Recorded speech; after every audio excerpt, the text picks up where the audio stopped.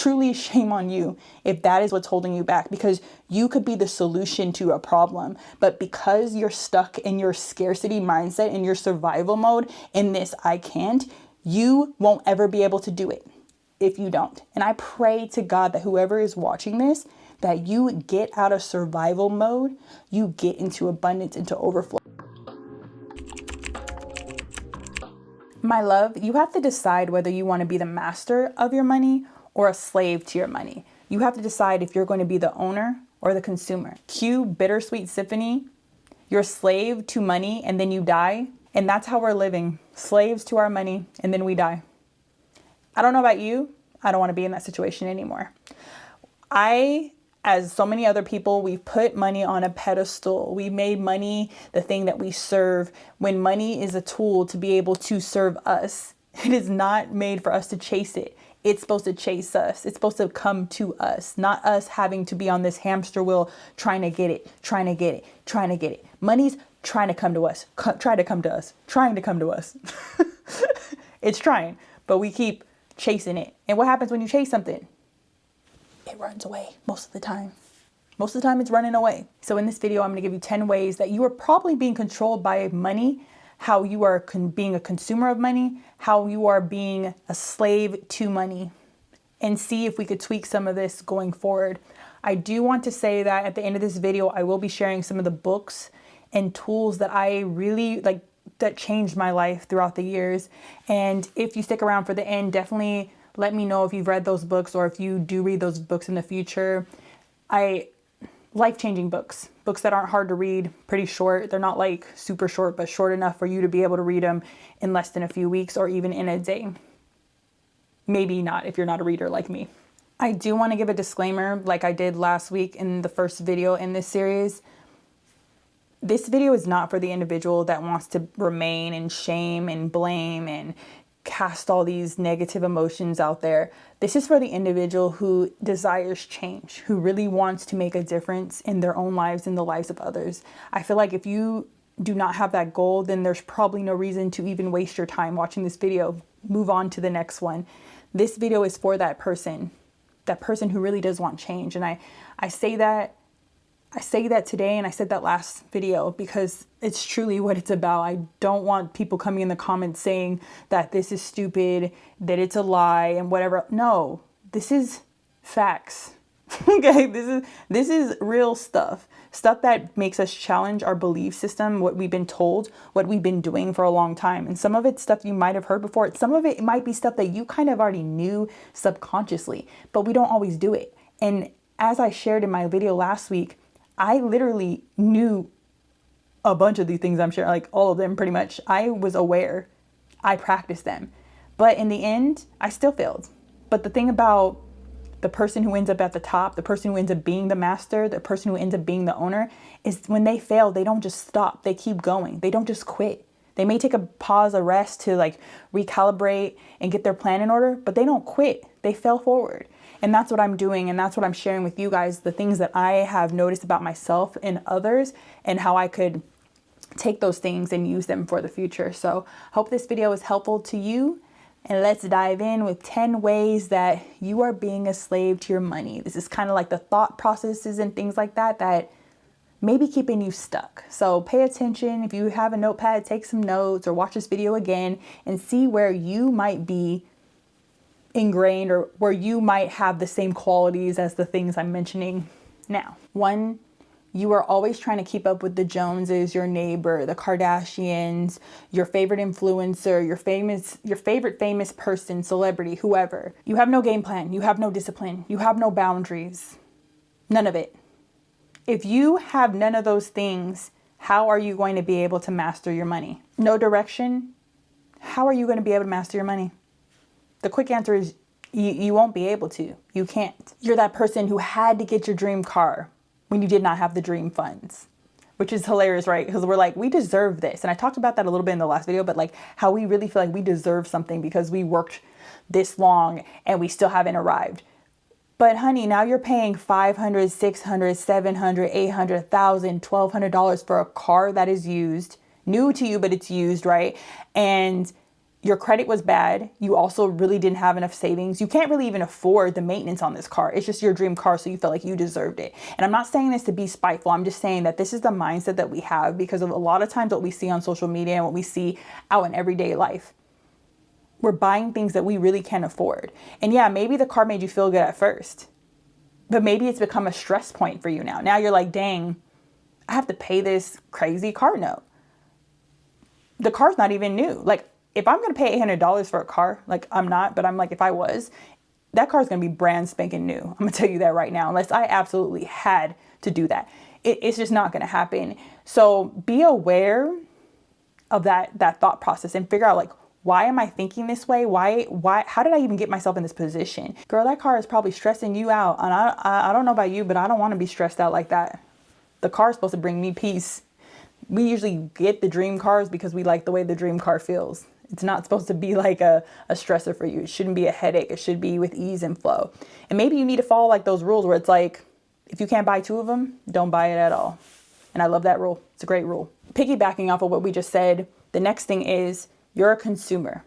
You let the algorithm point and sell to you, and then you buy. I'm not saying that the algorithm isn't right. Sometimes the algorithm is actually sending you the thing you need based off of the things that you like and you subscribe to and that you view and that you put in your cart, but you don't have to buy that thing. A lot of us, we know we have the Pinterest, the IG, the YouTube, and all the other social media out there. And they're giving us these different advertisements, and then you're immediately going to buy it. You're being a consumer. It's things that you didn't have on your game plan. It's things that you know you shouldn't be buying, but you're just buying it anyway. Oh, it's whatever. And you don't even use the thing. So be aware of that because people who are slaves to money will be consumed by it. Masters do not get consumed by those things. They may see the advertisement, or if they know that they're not strong enough mentally to deny themselves that thing, they delete the app or they get rid of that thing. That's something that I do often. Like if I notice something is constantly selling me something I don't want, I unsubscribe to it or I'll delete it or, whatever it is, depending on the situation. So be aware of that as well. Number 3 is you've become comfortable buying things with money that doesn't belong to you. Newsflash, credit card money, like your credit card, those funds are not yours. Even if you're paying it off at the end of the month or every other month, whatever that is, kudos to you. I think that is great, but that money is not yours. And I'll give you a good example of how it's not yours. If you ever had somebody steal like money from or use your card information on your debit card at your bank half the time does not, like I've noticed so many people say this, the bank doesn't do its due diligence like they should. They've gotten way better over the years, but back in the day, like half the time they wouldn't give you your money back. But a credit card, if your credit card department or credit card company figures out that somebody's stole money from them, because it's not you, it's from them, they're going to figure out how the heck they did it, who they are, and press charges. Like they literally have whole departments to do that. Now, like I said, banks have gotten better and credit unions at doing this, but for a long time, they didn't really care. It's not their money. It's your money that got stolen. But when it's a credit card, it's their money. So just be aware of what you're spending, even using like the buy now, save later, buy now, pay later features. I noticed like on like DoorDash, I think it was online, DoorDash, Uber Eats, that they have it, those options. And again, I wouldn't be too against it. It's like you absolutely don't have the money. You're like, this is a way for you to be able to buy that food.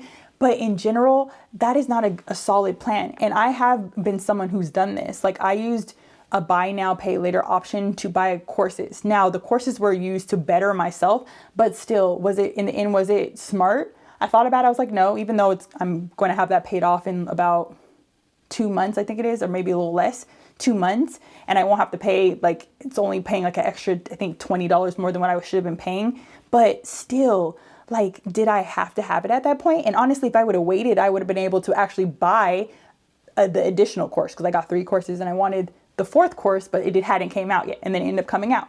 So yeah, it was a benefit to me and I grew from it and like got so many good nuggets from it. But would I recommend doing that? And like, no, don't do a buy now, pay later option. Buy it in cash, use your money, don't use others. Masters, they do, this is like for another time, they do use other people's money to make more money. That's different. But using other people's money just to buy things that you don't need is not a smart tool. It's not a smart way to live. The 4th way is, I think we're on number 4. if you started to make money an idol, you put money above God, it's on a pedestal, it's above everything else, you know then that you are a slave to money, you are a consumer of money, you are not an owner. If that's all you're going after in life, that's all you want is money, that's not the way. It's really not the way. The next one is kind of a two-parter, but it's for those individuals who never have money. Like you're always without money, and you're also always talking about how you don't have money. I'm broke, example. Those type of things when you're walking around saying those things. Now I want to break down the two of them. So we'll go with the first one, saying that you just never have money. It doesn't matter like whether you make $25,000 in a year or less, or you're making 70,000 or 50,000 or 250,000 or 500,000, or if you win, what do you call it? Win at the casino, you're back to broke. It's like, I got paid all this money. Oh, I'm broke again. Oh, I did this, made this money. Oh, I'm broke again. Oh, I got this tax return back. Oh, I'm broke again. And by the way, side note, maybe for another time, maybe we'll talk about this more, getting deeper in it since it's financial literacy month. Having a tax refund at the end of the month isn't necessarily a good thing, especially a large one, because all you did is you overpaid Uncle Sam, and Uncle Sam took your overpayment and used your money, to make more money for them. And then they give it back to you. Like, make it make sense. But we're not taught that. We're taught that it's a good thing to get a tax return back, but that's not always the case. And I don't want to get too deep into it, but it's something to look into. And it kind of correlates to the next one we'll get into after I finish with these two in this section. But whether or not you get the tax return or not, you end up being broke again. When it comes down to that is a mindset thing. That is actually what I was talking about a little bit in the video from last week. But it's really that if you are constantly, no matter how much money you make, you constantly keep coming back to the same level of either being broke or the same level of money, that is something that you need to fix with your rubber band. That means your temperature, your thermometer, your money thermometer is at a certain level and it's set there. You know how you have an automatic thermometer, right? You have it set at whatever temperature you have it set at. Maybe you have it too hot for me. Maybe you have it lower, whatever it is, whatever that's set out, you'll just keep coming back to that amount no matter how much money you make. And if you find yourself in that position where you're always living paycheck to paycheck, no matter how much money you make, you are being consumed by money. You are being a slave to money. You are not a master of it. Because people who understand and master money, they're not going, when they make more money, they don't spend more money. They're always spending less than they make. That's a couple of the books I'm going to mention will talk about this, but I think it's so interesting when you really study wealthy people, not famous people, but wealthy people who you can call self-made, even though they're not self-made because people help them, but like they started the journey themselves. Those individuals who have family legacies or generational wealth, they started off mastering money. They weren't a master to money. Now, I'm not saying all of them are good people. Money just magnifies who you are. It's just energy. So like, don't think that everybody who's rich, that's a whole nother, that's something else I just talk about is when you think, I didn't add that to the list, but another thing I'll add to this list of when you are a slave to money or the thought process of being stuck is when you're an individual who's always hating on people who make money. Oh, they shouldn't make that much money. They can't make that much money. That's it. They shouldn't be doing that. That's too much money. It's so interesting how we think, right? Like it's interesting. You're upset that they make all this money, but yet you want money. It's like your brain's like, what do you mean? What do you mean, Samantha? What do you mean? Like, what's going on? You're telling me you want this, but then you're doing that and thinking that and saying that about this individual. Like it's not consistent, and that's confusing to the brain. It's very confusing to the brain. I digress. But you might be saying in general, how does living paycheck to paycheck or always going back to being broke and not being a good money manager, how does that correlate to being a slave to money? Because think about it. If you're constantly anxious because you don't have money, you're constantly thinking about money, you're constantly desperate for money because you're in survival mode. I need money to be able to pay my bills. I need money to be able to pay my rent. I need money to be able to eat. And that's you're just in this desperate survival mode. That creates stress. It creates anxiety. It creates disease because stress and anxiety can create more diseases in your body. And then in the end, it's just a whole cycle. A whole loop of things that keeps happening to you instead of you making it happen. We start to chase money instead of allowing money to chase us because that's what it should be doing. It should be coming to us. It should be magnetized towards us. Like I was saying earlier, like what happens when you chase something? Most of the time it will run. There are some things that will come back at you and charge back at you, certain animals, but a lot of times people, things, creatures will run if you start chasing it. They're like, why are you chasing me? And then they start running too. It's like how they have that kind of like hive mentality, I think it's called, like where you're running down the street, then all of a sudden people just start running because you're running. People who are in this, who have experienced this, understand this. And I think everybody could relate to this one, because it doesn't matter how much money you make, you always end up with the same amount. And I'm very intimate with this one, because it didn't matter how much money I made. It could be 80,000 a year. It could be 60,000. It could be 12,000. It could be nothing. Like whatever it was throughout my lifetime, I can make that money, but I always came back to that thermostat, to that level that I had myself at, that I believed that I was worthy of, that I believed that I could hold, that I believed was what I was worth. And this is what happens to human beings. This is why so many people who win the lottery, they can win billions, multi-millions, and then they go back to the same level that they were within 7 years, most of them. There are quite a few of them who have not been in that scenario, but those were the ones who had already mastered money. They were already a good steward of their money. They were already frugal, I would say. They already were living below their means. So when they got more money, it wasn't an issue. It wasn't a problem. They didn't upgrade their lifestyle because they made more money. They stayed where they were. They didn't go buy out everybody a house and buy all these boats and go on crazy parties and travel everywhere. They stayed pretty much at the level they were, but they had more money and they had more resources, and they were able to give more. They were able to expand their territory, just do different things. But the mindset was different because they were already set up and prepared for when that money came.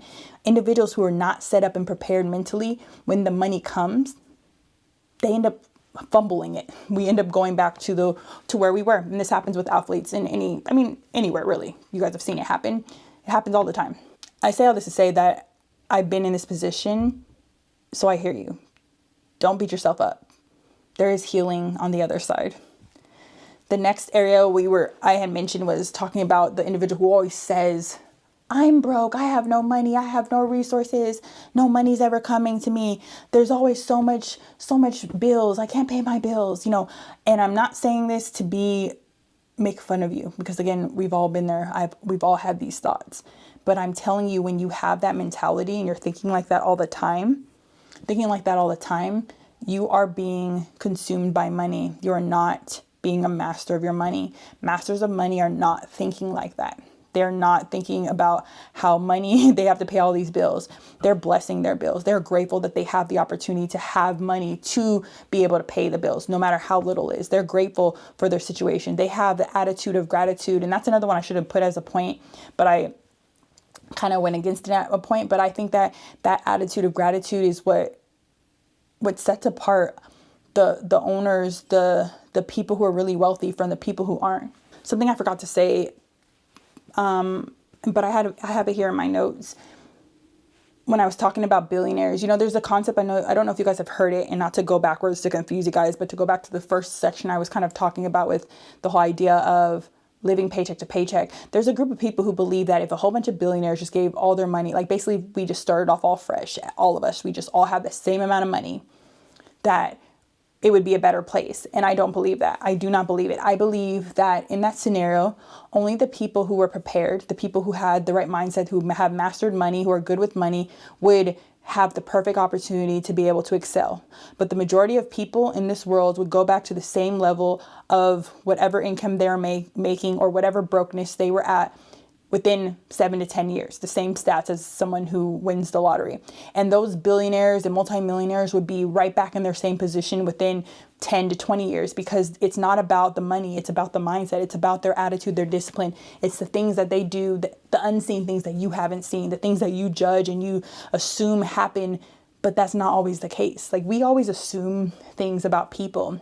We don't see what goes on behind the cameras. Like, there's so many people who you praise and you love, but they're not being authentic for you in front of a camera. They're being fake. Some people are being fake. Some people are being very real. And it's hard to tell, like, in general, just off of a camera, an experience. And some people just judge a lot of these really wealthy people. Like, you shouldn't have that much money. You shouldn't have that. You're an evil person. But it's like, do you really know that they're an evil person? Because I've seen what people say in comments about me and they don't even know me. And I'm just little old me.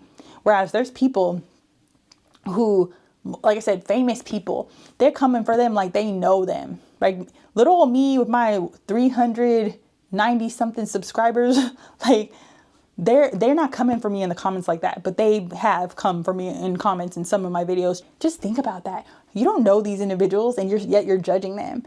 And I kind of forgot to say that because I just wanted to point that out, that I feel like so many of us judge other people when we expect it. And it's just so strange, right, to do that.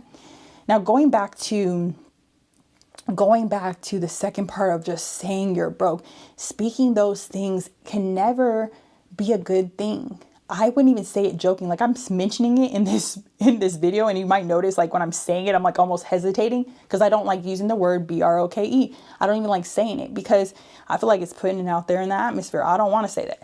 I don't go anywhere talking about I don't got the money. I'll say I do not. This is where I think is an exception where you're like, I am not spending this money. So you tell somebody I am not available to do that. I do not have the funds for that. Even if you have the money, but it's the funds are not allocated to that thing.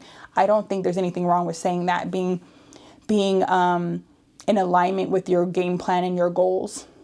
That's different than saying I'm broke. When you're saying I am without money, I am without coin, I do not have the funds, I lack currency, I do not have enough, whatever that thing is for you, when you're saying those things, you're literally putting that out there into the atmosphere. It's like when we don't have money, we have this tendency to want it even more. People who have it already, they're not like pressed by money. They just know it's coming. But people who don't have it, we're like hanging on to it like, please save me money. We put it on this pedestal and it's not healthy at all. It's kind of crazy too, because like we'll be praying to God for abundance and like, please send me money, please send me resources, please pay off my debt, cancel my debt, and playing all these prayers at night. But then in the daytime, you're like, I'm broke. I don't have any money. And God's probably like, what? It's like, how do you have the audacity to pray for something when you're literally at nighttime or the next day complaining about it, saying you don't have it? It's just so interesting to us, to me, of how humans, how we are, like how we think. Because if you really sit back and think about that, that's hypocritical. It's like the way you're thinking and what you're saying and what you're praying about are not in alignment. And that confuses your brain. And I mentioned that in this video, and I mentioned it many times in other videos. It's very confusing to your brain, to your subconscious. They're like, what do you want? Do you want riches or do you want to be in the slums? What do you want? There are people I met who are even homeless, without a home, and they have more abundance, more like their energy, their aura was so beautiful compared to people who made money sitting at it like in a fat house with all these cars, living paycheck to paycheck. So it's like, it's not about exactly where you are, because I know people at the bottom right now, like in the trenches, but I already know they'll be way up there. They'll be surpassing anybody else I know, because it's just a test. Like they failed. They did something wrong, or maybe not even doing it wrong at all. Maybe it's just a test. And I know that they're going to pass this test. I'm not saying that every time it is a test. I don't know. But I just know that if we can't be faithful over the little that God grants us with, how do we expect to be blessed with more? And I know sometimes God will be like, you know what? I'm going to give you what you're asking for. Even though he knows we can't really hold it in our hands. Like he'll still give it to us and see what we do with it, to see if we're obedient. I get that. But if you're not a believer, you don't believe in God, maybe that scenario doesn't even make sense to you. But I feel like that could happen too. But if we're prepared, like what if we were prepared, we were set up, we were ready, and then he granted us these funds, this money, this excess, this overflow? How beautiful would that be? Because we knew what to do with it. The next thing that really says that you are a slave to your money, you're a consumer, you are chasing money, is when you're trading time for money without also having money work for you. I understand that there's people who work at jobs, people who prefer to trade time for money, but I could tell you this, that masters are not focused on trading their time for money. They're focused on getting money to work for them. Like they got their money clocking in 24/7 because money doesn't sleep. Like they want money outworking them. They want money flowing in and out, up and down. They want it to constantly be flowing in all the time. They want it while they're sleeping, while they're on the beach somewhere. They want money to just be constantly putting in the work. Money, working hard via investments and other avenues, having multiple streams of income. There's just so many different ways. And I feel like this is something we're not taught enough in school and in society. Like, I had to actually go out there and look for this information and seek it in courses and sitting in front of people at conventions, sitting in front of speakers at conventions and learning, and staying up late at night and studying, watching YouTube videos. And I say all this to say that it's okay to trade time for money. I mean, for me, that's not a priority for me. That's never been one, like, at least since I've been a teenager. But I understand, like, right now in my season I'm in, I am trading time for money. But luckily in where I work right now, technically it's not about the time, because I could finish earlier and get paid the same. I could take way longer and get paid the same. So it kind of depends on the individual. And I kind of like that setup for right now as I'm building up my business. But in general, start thinking of ways where you can become a master of your money, where you can get money working for you. And if you're someone who is trading time for money, but you don't have any avenue or any way at this point of getting money to work for you, then I would get a game plan together. I would also, if you're someone who prefers more safety, more like stability, because I don't believe there's any such thing as a stable job, period. I believe you could have a job for a long time, but I don't believe any job is stable. Any company could fail. I'm just saying that in general, if you don't have that set up, maybe you need to feel more stable. You make a game plan to get some cash reserves together so that you can feel comfortable with investing more money, because some people need that. Some people, I would actually recommend it in most cases, like the majority of people should have some kind of cash reserve so that if something happens, they do have the reserves there. Like, things happen, emergencies happen. I don't like to call it an emergency fund, because I think that's putting out there that you're going to have emergencies, which we know we will. But I just think speaking it so much and kind of putting an emphasis on it isn't always a good thing. So I just call it your cash reserves, or you can call it whatever you want to call it. Like, whatever you want to call it. I'm trying to think of what I call one of my funds, a sunny day fund. That's what I call it. It's the cash I keep for in case I need to pay for something. So find that, what you want to call it, what you want to name it, and get a game plan together to get it going so that you could start having money work for you and to get multiple streams of income that are working for you, so that it won't matter if you lose your job, because you have different sources of income coming in that are at your disposal, because money is always working for you. That's how the master thinks. That's how the owner thinks. And that's how we should be thinking. The next thing is, I think, a very good one that we don't even think about half the time. But the individual who does not pay themselves, or they pay themselves last. So when you go out to pay your bills, the first thing you're doing is just paying your bills, but you don't pay you. That is the attitude of somebody who's a consumer, a slave, someone who chases money. A person who is an owner, a master, they pay themselves first. And energetically, I feel like it's saying to yourself and to God, like, I value myself. I know that when I give this money, that more is going to come, that more is available to me, that I am a magnet for miracles. I'm a magnet for money. And I don't know if that makes sense if you're not someone who's done any inner work, and you're probably like, what? But that's what it's saying when you pay yourself before you even pay your bills. You're saying that you have faith that more is coming because you're paying you first before you pay rent. And there's some of you who are thinking like, what? What do you mean, Lana? I have rent. Be for real. What do you mean, Lana? I have kids to pay for. I have 3.5 kids. I have things to pay for. What do you mean pay myself first, Lana? You may be thinking, I have debt. What do you mean pay myself first? What do you mean by that? You're tripping, Lana. But I'm telling you, when you start tweaking and you start thinking this way, you're thinking like a owner, you're thinking like a master, not like a slave, not like a consumer, not like somebody in survival mode or in scarcity mode. You're saying that I know, I have faith that I am worthy enough to pay myself, number one, because I'm important. I'm important. But also you're saying, like I said before, that I know more is coming. I know more is available to me. This is not it. This is not all I have. And what will happen is you'll notice more money will start coming, because you're like, oh, I have to figure out how to make more money so I can pay myself more, and I have enough money to pay my bills. I have to be able to do both. So opportunities start coming. all kinds of things. It starts pouring into your lap. And I don't mean to say it like that, some feel-good speech, like that's what's going to happen immediately, but it happens. It doesn't happen overnight, but it does start to happen. And you'll start to be like, interesting. Masters pay themselves before they pay anybody else. Now, if you are a believer, you're probably like, Alana, what do you mean pay yourself first? If you're a believer, you wouldn't pay yourself first. And I don't pay myself first. I pay myself second. I believe that Jesus is king. I believe that God is the God of the universe, that he gives me this money. And I didn't used to always believe this. It's just something I'm starting to re-pick up after rereading through the Bible now. I'm in the middle. Or because I go back, the devotion I'm doing goes between the Old and the New Testament. But if I believe that what the money I have is God's money, that he's granting to me, it is my responsibility, my duty to give back a portion to him. And it says it in the Bible. Cool. Give my portion to him, give my portion to me, and the remainder goes to bills and to debt. And all I could say is, since I started doing this, since I started really being about this, and it's only been a couple months for me, things just been working out for me. And I'm not saying that's why I do it, because I love to give. I always love to give until I got into survival mode in the last couple of years. But before that, I loved to give.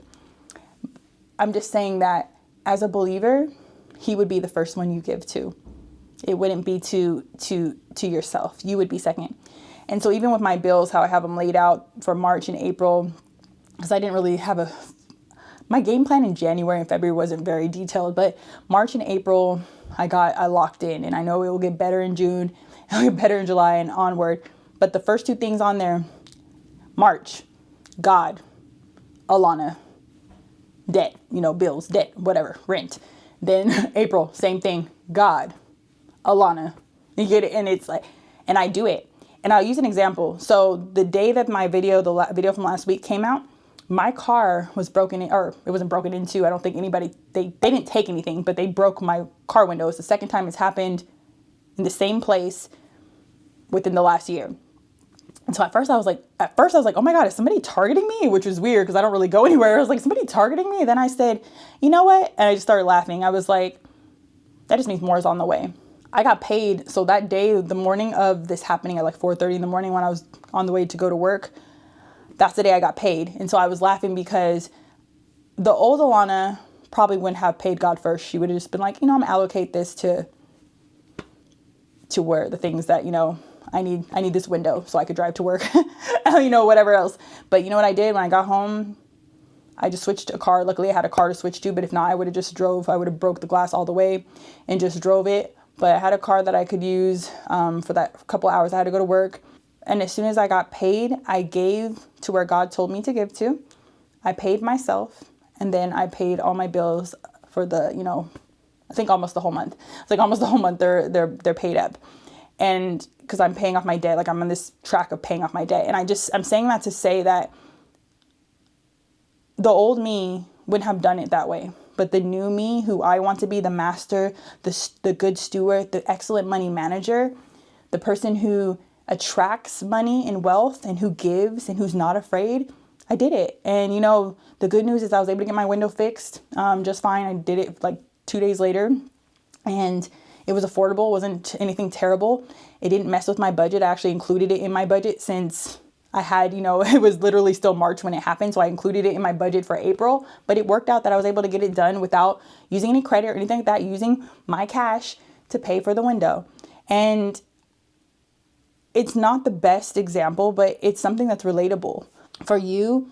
It could be, whatever it is, there's things happen. And that's why you want to have your reserves, your cash reserves, your sunny day fund, your emergency fund, if you want to call it that way, so that when these things happen, you have the resources. And for me, I had one. I had more than enough in that account, but I depleted it. And again, maybe I'll share my whole story another time, but I depleted it. So I've been rebuilding it. So luckily I started rebuilding it, but I didn't have to touch that money. I used my own cash, from the job and from independent contract work. So it was fine. It all worked out. Paying something first says that thing is a priority, that it is important, that it is worthy, and that you understand that in doing so, you will still be taken care of. More is going to come back to you.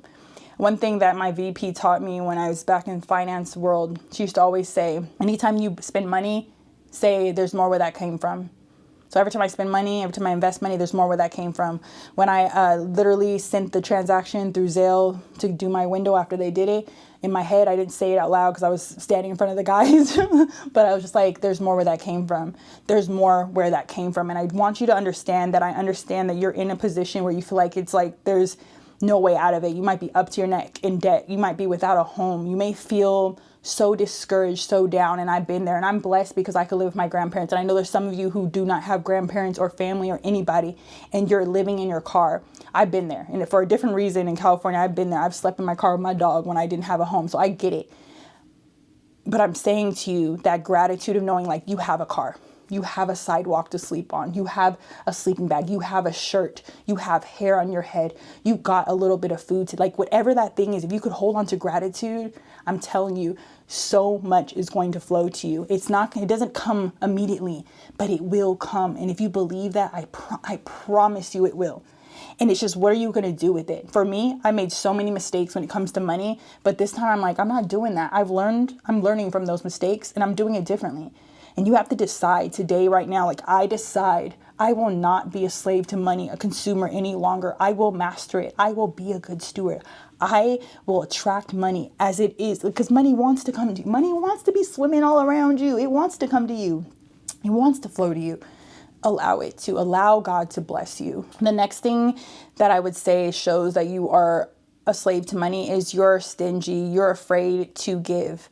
You won't tip. You won't, and I know tipping is debatable. It's another topic for another day, but you're not tipping, you're not giving, you see a homeless person, you're like, I'm not going to give any money to them because they might be doing drugs. Like, you don't know if they're doing drugs. You have no idea. Like, you might assume somebody's doing drugs, but if you lived on a street and you have no access to a shower, you had no nutrition, you would look sick too. There's some people who could point out people who are really doing drugs, but I'm just saying, you don't always know that. Some people are just malnourished. Some people have been so far away from themselves because they've been on the streets that they literally look nothing like they would look. Like, they don't even look of this world sometimes. And sometimes your compassion, your love, your giving blesses that person. And as a believer, if you believe in God, you believe God is the God of the universe, you believe that totally, 1000%, he called you to give, not to be like, oh, I don't want to give to that. No. He called you to give. He puts it on your heart to give. Like, be obedient.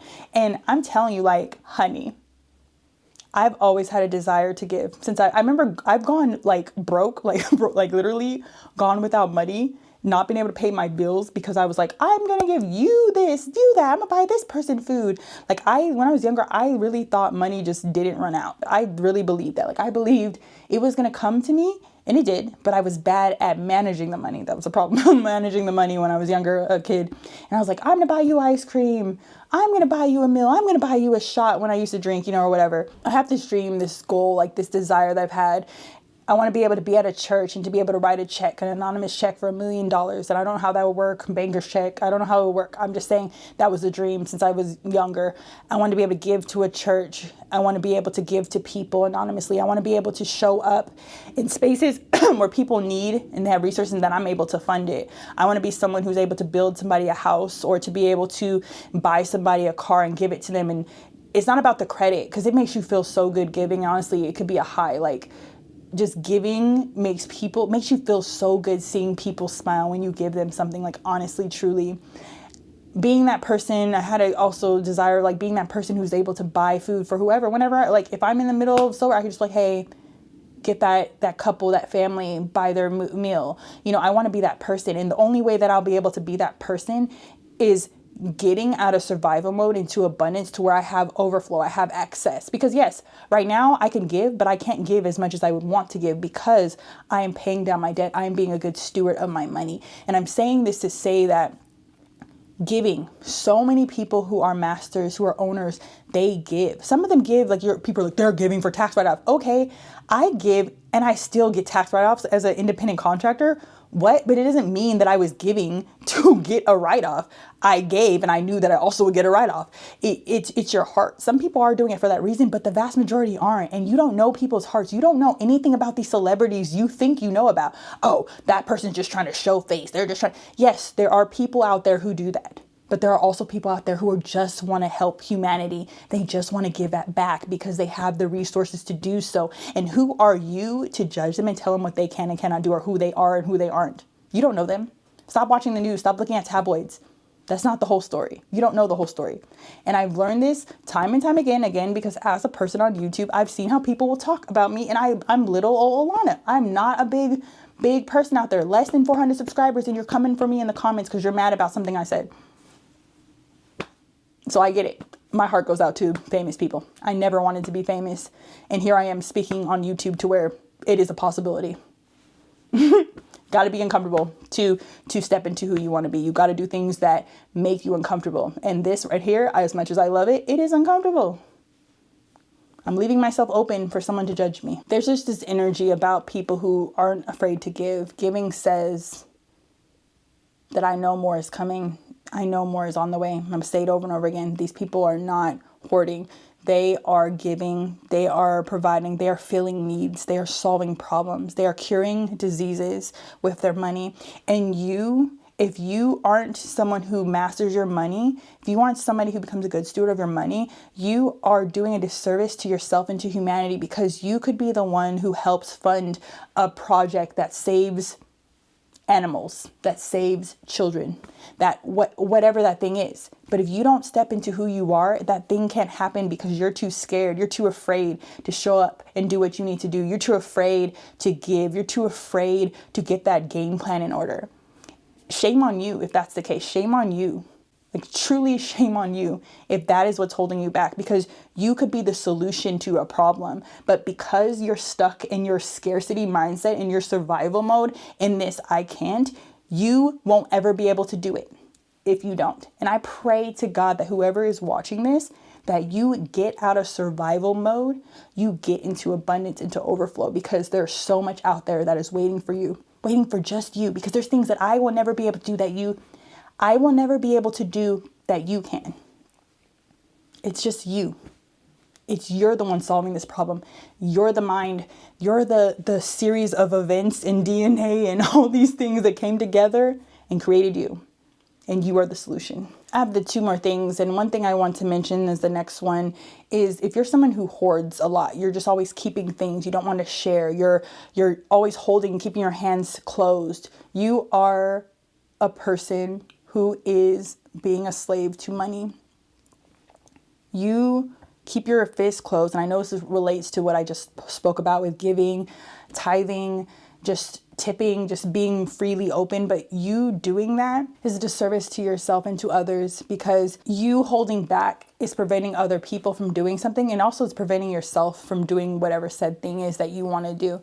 So stop holding everything that you have inside, and don't be afraid to give. You might be that person who's afraid to speak about that subject on YouTube or Instagram because you want to make a course about it. I'm not saying you give them all the meat and potatoes, like everything, but give freely. Because I know for me, when I hear somebody who's giving a lot on YouTube, I'm like, dang, their course must be fire, because your free information is fire. Like, your free information has me pumped up, excited, ready to go run a mile. And like, I haven't even been able to run. Like, I can walk very far, but running, I haven't gotten there yet. I'm trying to work on my whole ankle hip thing. But when they get me like that, I'm like, oh dang, their course must be insane. So be unafraid to do that. Some of us are afraid to share on social media also because we're scared of the judgment, or it could be that you're scared somebody's going to share or take your content without sharing you. And what I say to that is, it's true. People probably will steal your content at some point. It's inevitable at this point, but don't let that stop you. Stop hoarding what you have inside of you and start sharing who you are and what you have with the world.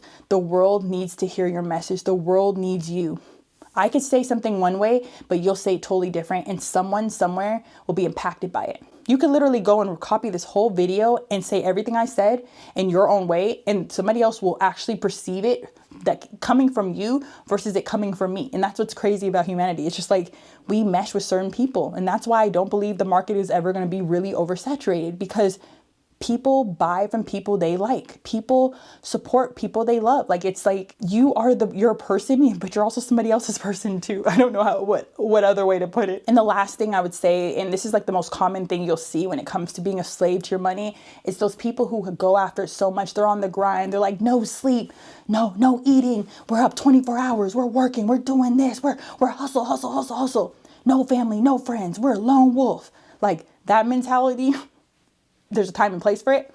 But those individuals who went so hard and just work, no play, no reward, no love, no friendships, no relationship, they have failed. They're the people who are on their deathbed who will regret life. And I made a video about that, like the hardest part. I talked about it being the hardest part, but there's so many people who have regrets. And I don't want you to be that person who has regrets. I want you to live your life fully, as well as loving fully, as well as building relationships.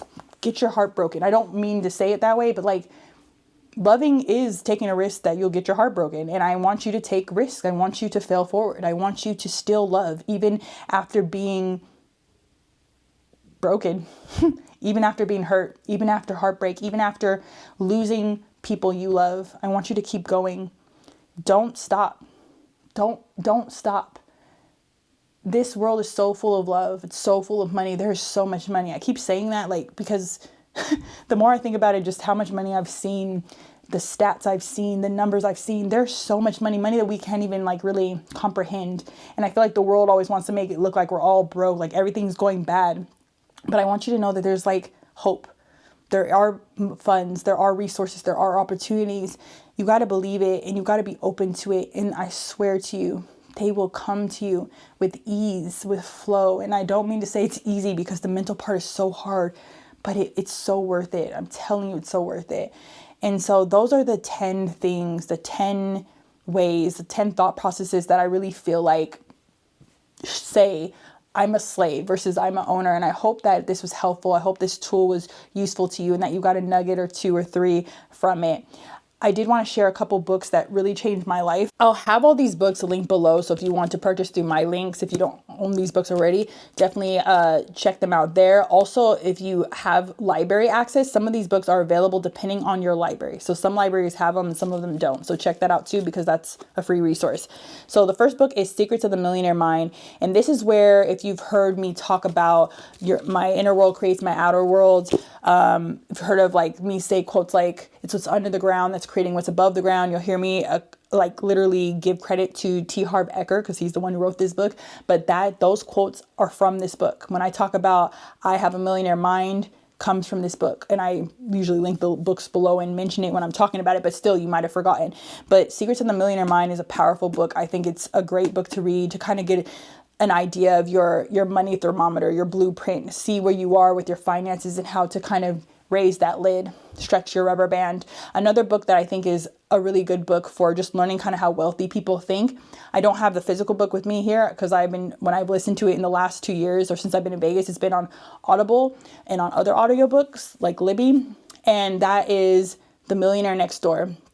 I think it gives you insight to how wealthy people think versus how rich people or famous people, how they think. There's a lot of tools, a lot of books that I've read about the same topic, but I really like the way that one's laid out. And they have, I think, different versions of it, because I don't know if my version is like newer or not. I think even the Audible version I have is actually different than the physical copy I have. So not sure about that. Another book that's really good, excellent read, is Psychology of Money. It's a very short read. Well, to me, some people might not think it's that short of a read, but Psychology of Money is an excellent book to read when it comes to your money. And it's about the mindset, because a lot of people, like I said, they talk a lot about the literacy. Like, it's April is financial literacy month, but I know now, like without a doubt, that the psychology of money, the money, like the energetics of money, just the thought processes around money is so much more important than speaking about all the steps, because you can do all the steps, which will work. They'll work. But if you don't switch the mind, if you don't tweak the mind, if you don't evolve the mind, you don't tweak where you are kind of falling, you'll end up in the same position in the majority of cases. The last book I will mention has nothing really to do with money, but it's just a book I always mention, and you guys know this, and that is Atomic Habits. Atomic Habits is, I just love it because it takes a whole bunch of books that I've read and it kind of like has those concepts in there. And the reason why I want you to, that book specifically, why I mention it in this video, is because they talk about identity change. And I want you to change your identity when it comes to money, that you are owner, that you are the master, that you are the good steward, that you are the excellent money manager, that you and money, we're friends. Like, we're BFFs. We're not over here chasing it. Money's like chasing you. Money's after you. Money's trying to flow to you. So check out that book too if you haven't read it already, or find a summary online. But look for the specific chapters on identity change. And you also could check out Jim Rohn. Jim Rohn talks a lot about being that person and changing your identity to match that individual you say you want to be. So that is it for this video. I hope it was helpful. Like I said, if you would like to check out any other videos that are related to money, check out one of these videos here. And if not, I will see you in the next video. With all my love, Lana.